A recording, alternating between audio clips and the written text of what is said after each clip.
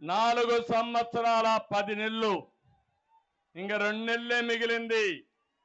రాష్ట్రాన్ని సర్వనాశనం చేశాడు, బ్రాండ్ ఇమేజ్ దెబ్బతీశాడు.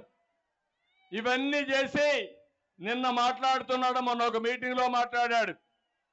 ఏదో ఇంటర్వ్యూలో ఒక మాట మాట్లాడుతూ నేను చాలా హ్యాపీగా దిగిపోతా, నాకేం నష్టం లేదు అని మాట్లాడే పరిస్థితికి వచ్చాడు.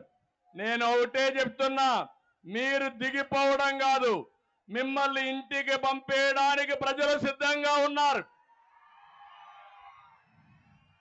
నిన్ను భరించే పరిస్థితిలో ఇక్కడ ప్రజలు లేరు. ఉన్నారా తమ్ముళ్ళు అని మిమ్మల్ని అడుగుతున్నా. ఏ ఒక్కరైనా ఆనందంగా ఉన్నారా అని మిమ్మల్ని అడుగుతున్నా. ఏ ఒక్కరూ ఆనందంగా లేరు. కదలిరా కదలిరా